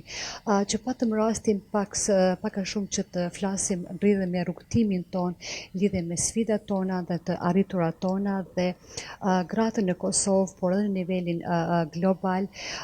Për dekada me radhë neve mund të themi lirshëm që kemi arritur goxha shumë progres apo kemi shënuar sukses, sepse neve sot festojmë të drejtën në votë të gruas, pastaj të drejtën në karrierë, të drejtën për të zgjedhur për vetveten, pastaj për drejtën sepse në disa vende të botës nuk ka qenë deri tash vonë, apo e drejta edhe për të ngasur me makinë tani është bërë edhe drejt në shumë në disa pjesë të tjera të vendeve të botës, siç është në Arabinë Saudite apo të tjera deri vonë nuk është lejuar jo e drejtë. Por në kohë kemi edhe shumë sfida për të bërë që kemi pranesh, kështu që kemi edhe goxha punë si gra, si vajza në Kosovë, në rajon, por edhe në nivelin global në mënyrë që neve të kemi pozicionin ton sa më të qëndrueshëm dhe të punojnë në mënyrë të vazhdueshme, sidomos të inkurajojmë vajzat e reja, sepse tash edhe gjatë panelit neve kemi tani një numër shumë të madh të grave në pozitat udhëheqëse. Kemi gra presidente, tani në Kosovë kemi edhe gruan e dytë presidente të vendit, kemi grua që është zëvendës kryeministri, kemi gra që në pozitat e ministrëve, të zëvendës ministrave, po ashtu në nivelin global kemi gra shumë të arritura dhe të përmbushur në nivelin politik, por edhe në profesione të tjera kemi gra të cilat janë në fusha apo profesione të cilat nuk kanë qenë të parapara për gra, siç është në fushën e rendit, të ligjit, të sigurisë, por sfidat qëndrojnë ende dhe problemet qëndrojnë ende që neve vetëm nëse punojmë bashkërisht dhe nëse përkrajmë njëri tjetrin, neve mund të arrijmë ato rezultate që neve dëshirojmë. Në Angli, në një pjesë të Londrës, të parlamenti, Parliament Square, se ju e dini e mbizotroni shumë bukur gjuhën angleze, është një grua që gjithmonë unë e kam adhuru. Ajo është Millicent Fawcett. Thot, courage calls to courage everywhere. Guximi thret të kesh guxim gjithka. Me fjalën e juaj, me ato që ka ke bë deri tash, unë si një grua shqiptare, ndihem krenare që ju jeni ajo zëri që e keni dhënë atë energjinë e guximit, që të gjitha ne të qojmë dhe të bëjmë, të kemi guximin edhe forcën për me arrit qëllimet tona në jetë. Një gjë shumë interesante që unë dua ta përmend, që të gjithë e dim për juve, është Fondacioni Llabjani. Çka mund të bëjmë ne, unë dhe ju, në të ardhmen që të ketë një barazi gjinore, të atyne femrave që e kam pasur të më thënë atë vështirësi që nuk pranohen se kam vuajtur deri këto? Zonja Paqërada është shumë e vërtetë, sepse unë edhe gjatë panelit të sotëm lashme një mesazh të përgjithshëm, që gjithë secila grua dhe vajzë duhet të besojnë në vetveten, duhet të besojnë në potencialin e saj dhe duhet të besojnë në vlerat që ajo i ka. Dhe guximi shumë do thot dhe luan një rol të rëndësishëm. Dhe vetëm duke pasur guxim dhe duke besuar në vetveten dhe potencialin e vet, neve mund gjithë secili prej nesh mund të arrijë aty se ku dëshirojnë. Po është shumë e vërtetë, para 5 viteve në fund të këtij muaji neve do të shënojmë 5 vite që kemi themeluar Fondacionin Llabjani. Qëllimi im buçi ka qenë që thjesht të vazhdoj një punë që unë e kam filluar gjatë presidencës në vitin 2011 dhe 2015, sepse ju e dini shumë mirë që kompetencët e presidentit të vendit në Kosovë janë goxha të limituara. Hyn në fushën e politikës së jashtme, në fushën e sigurisë që presidenti i vendit është përgjegjës për sigurinë kombëtare dhe ka disa kompetenca të rezervuara në fushën e drejtësisë për emërimin e gjyqtarëve dhe prokurorëve. Janë disa tema që unë i kam pasur shumë për zemër, që është investimi në gra, investimi në vajza dhe investimi në rini, që e përbëjnë përqindjen më të madhe të popullsisë së Kosovës, që unë them që një ndër kapitalin apo potencialin më i madh që Kosova ka është kapitali njerëzor. Dhe atë kapital neve nuk kemi duke ditur ta shfrytëzojmë ashtu si duhet, dhe për atë gjatë gjithë presidencës time në fokusin tim kryesor kanë qenë investimi në grua, në rinin dhe në grupet e marginalizuara dhe kryesisht në çështje të cilat e prekin atë bazën kryesore të shoqërisë tanë.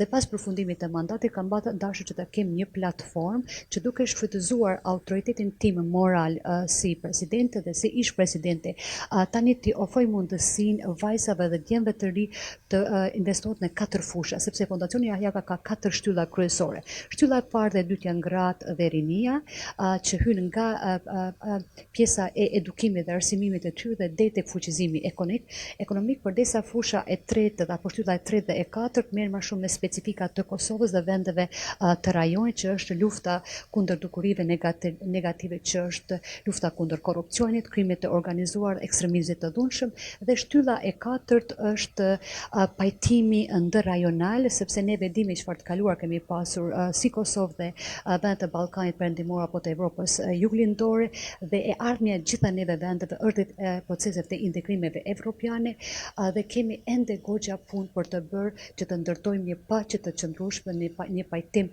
të gjithëmbarshëm, gjithmonë me parakushtin themelor për që të sillet drejtësi e barabartë ndaj të gjithëve. Kështu që të gjitha këto shtyllat janë shumë të ndërlidhura me njëra tjetrën, sepse nuk mund të investosh në 50% që janë gratë apo 60% që janë rinia, dhe të mos investosh në dukuritë negative apo të ardhmen e një vendi. Kështu që është një platformë që unë kam dashur t'ju ofroj djembëve dhe vajzave të ri të Kosovës, që me shpresën që ata do të jenë edhe liderët e ardhshëm të Kosovës, në mënyrë që t'ju ofroj atë autoritetin tim moral që të vazhdojmë të kontribojmë për çështje të cilat shkojnë përtej politikave tona të përditshme, por që janë çështje që janë qendrore për të ardhmen e vendit tonë.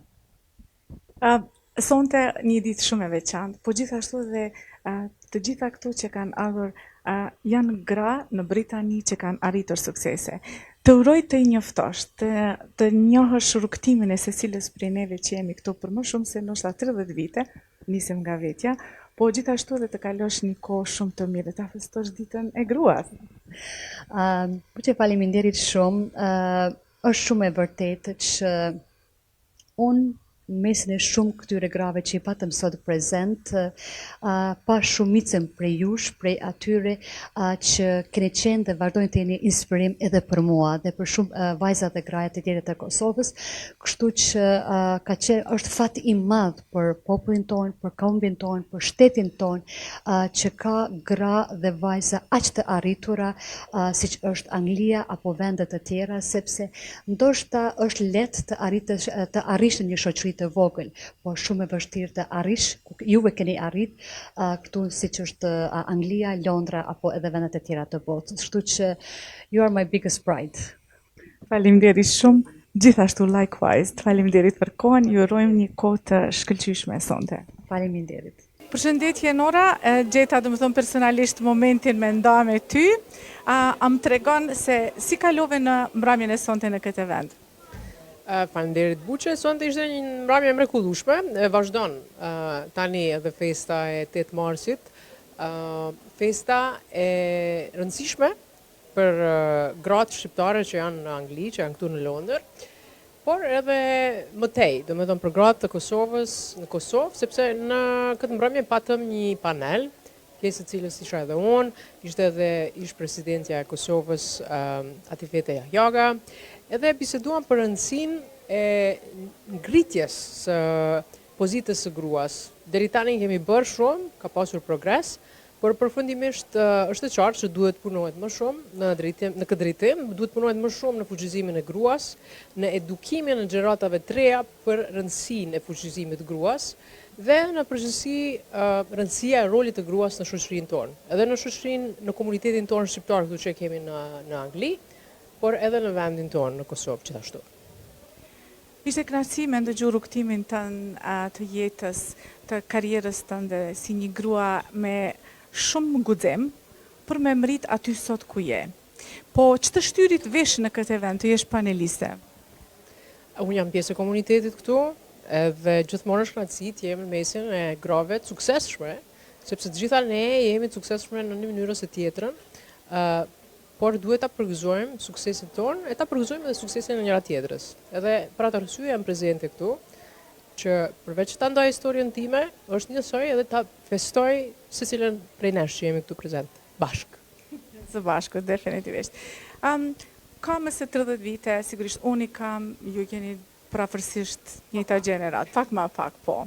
Edhe si gra, çdo herë në diaspor, ne tregojmë punën tonë të suksesshme, arritjet tona, po gjithashtu tregojmë edhe atë dashurinë që kemi për vendlindjen edhe të gjitha ato njohurit, edukimin, shkollimin e çojmë atje. Çka mendon gruaja diasporës që mundet me çu në Kosovë?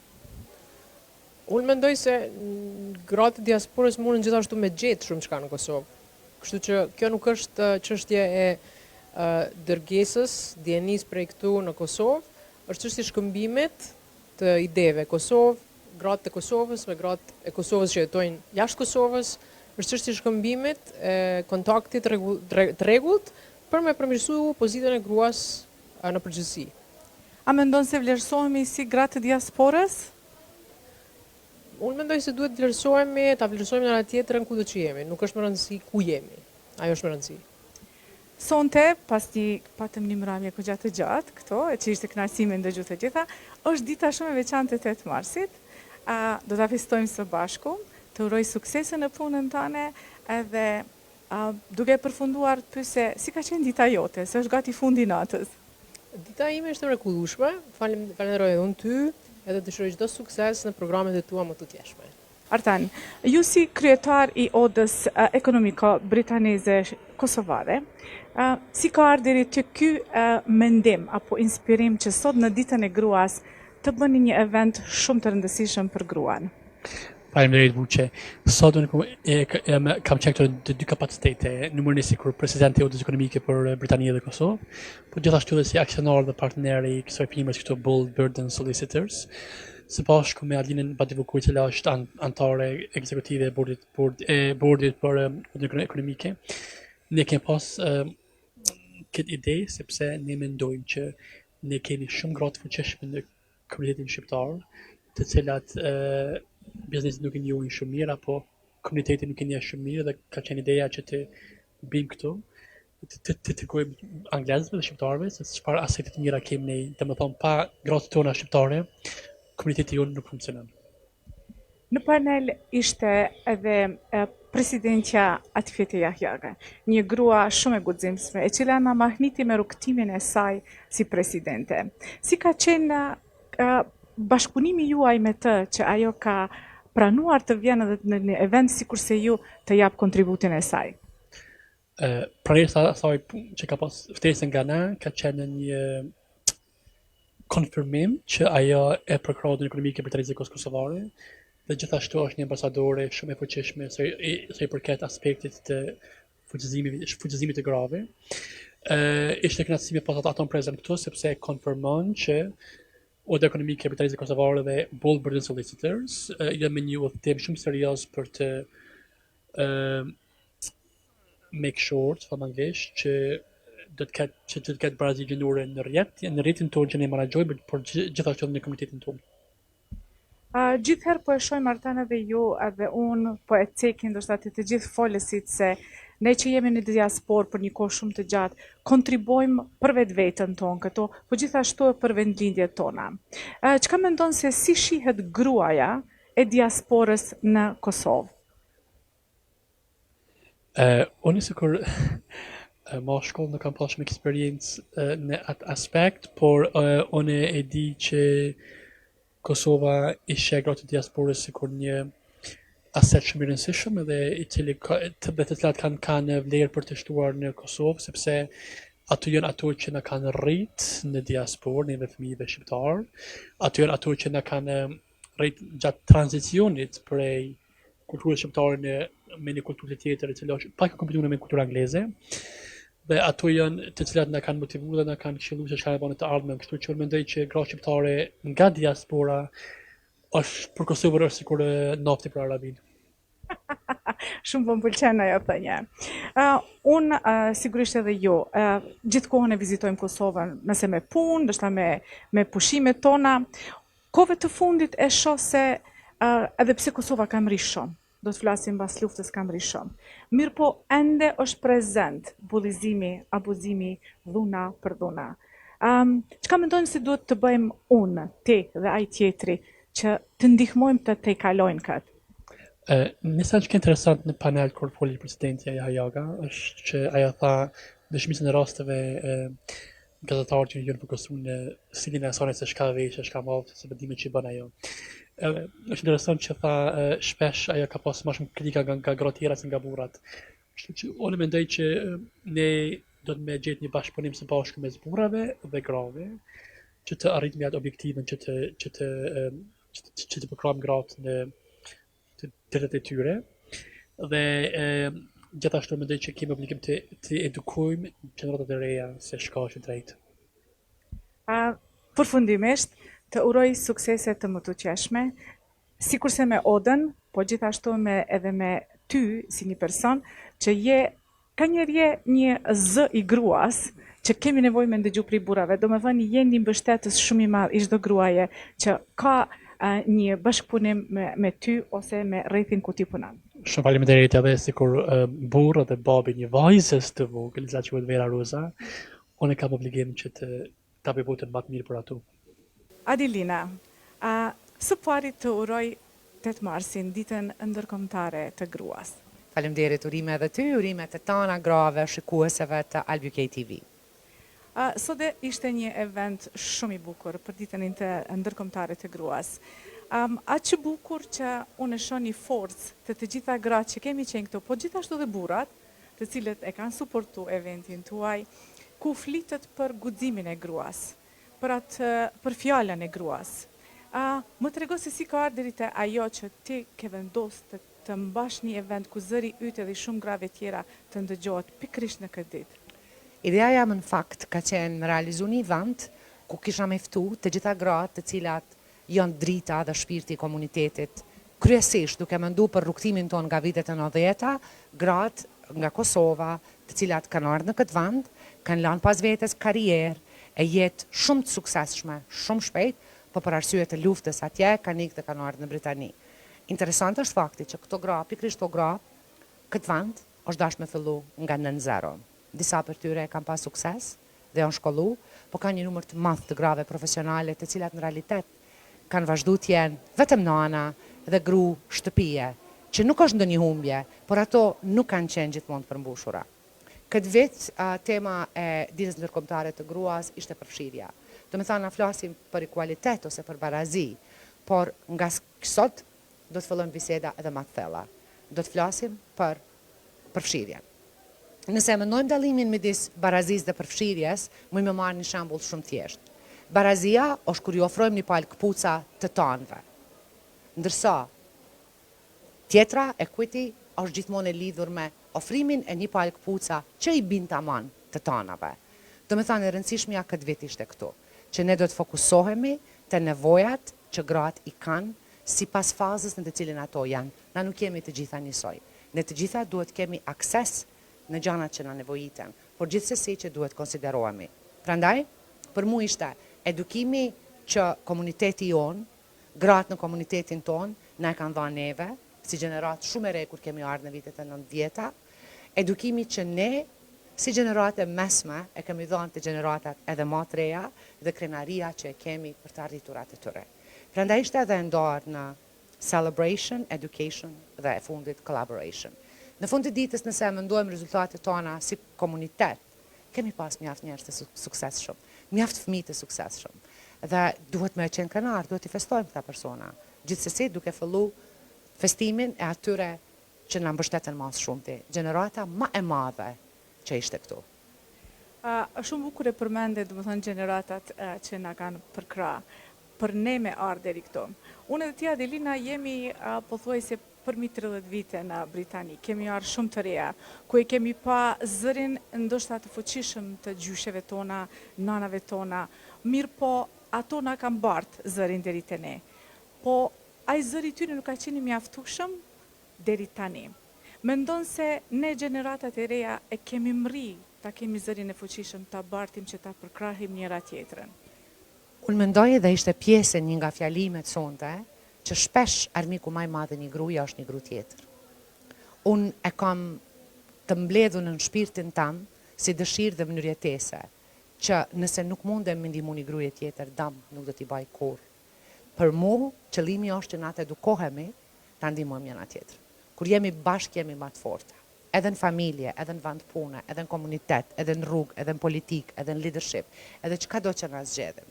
Unë mendoj që dhurata më e madhe që mundesh me ia dhënë vetes është me mësu me dasht veten kur i jep diçka një gruaje tjetër. Atë ndjenjën e kënaqësisë që ta jep, ndihma që mund t'ja japësh ti gruaje. Qoftë një këshill, qoftë aftësia jote me dëgjuate kur ajo ka një sfidë, qoftë diçka materiale kur i duhet, qoftë shtytja kur ajo ka nevojë për te. Inkurajim, mbështetje, motivim. Na nuk mund të mbijetojmë pa njëra tjetrën. Prandaj duhet bashkohemi. Absolutisht. Pyetja e fundit për ty sot. E di se sot e kemi pas një bised ose një folse shumë të bukur, zonjën presidente, e cila është e para, e ka hap dyert për të gjitha femrat, ta marrim atë guximin të shkojmë edhe ti kapim ëndrat tona, ta arrijmë suksesin ton. Në diasporë gjithsesi ne punojmë. Shumis kemi yje internacionale, kemi gra shumë të suksesshme, kemi edhe nëna të suksesshme, mësuese të suksesshme. Unë dhe ti gjithsesi gjithherë e vizitojmë vendin ton. Edhe unë personalisht shoh se nga njëherë qalosim si gratë të diasporës në suksesin ton që e qojmë atje, qalosim në pa kuptim për punën, në mos përkrahje. Çka mendon ti?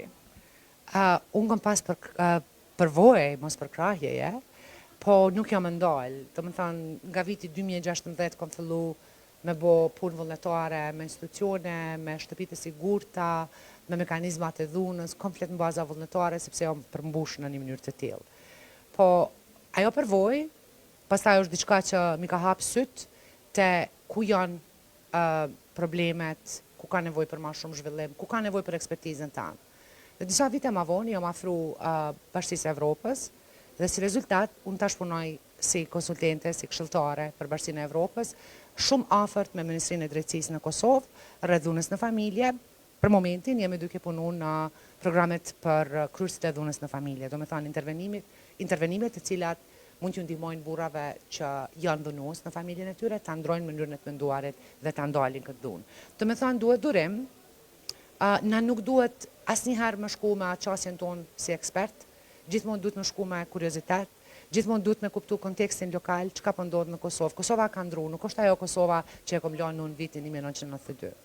Njerëzit kanë ndru, mënyra jetesës ka ndru, dinamikat në familje ka ndru, dhe nëse unë mendoj nga perspektiva ime profesionale, nuk ka një formulë e cila punon për çdo familje. Gjithsesi, as në Kosovë nuk ka një formulë që i përshtatet çdo familjes. Prandaj ne duhet shkojmë kurios, me mendje të hapur, edhe ta kuptojmë çka janë nevojat e tyre. E pastaj të reflektojmë e ta kuptojmë, a mund t'i përmbushim ne ato më mirë se dikush tjetër? A kemi mjaft diuni, a kemi mjaft ekspertizë? Besoj që shpesh neve pasioni na motivon. Dëshira më kthy, dëshira me kontribu në Kosovë. E gjithsesi që kur shkon me shumë dëshirë, mundesh me pas dëshprime, fatkeqësisht. Po megjithatë, Por me punën që e bëni ju, që unë ju çmoj për punën që e bëni, të uroj suksese të më të tjeshme, se më murgoja që to, ku e kena këtë kamermanin. Gjithsesi, unë të uroj suksese të më të tjeshme në një pikë ku jeni zëri gruas për të gjithë shqipfolësët, po edhe më tutje. Urimet 8 marsin e kalov shumë bukur sonte. Faleminderit Buqa, urimet 8 marsin edhe ty, faleminderit shumë Llabjani TV që gjithmonë jeni aty ku duhet për komunitetin. Unë e vlerësoj jashtëzakonisht shumë mbështetjen e juaj gjithmonë. Ju lumt për punën. Shumë faleminderit. Faleminderit.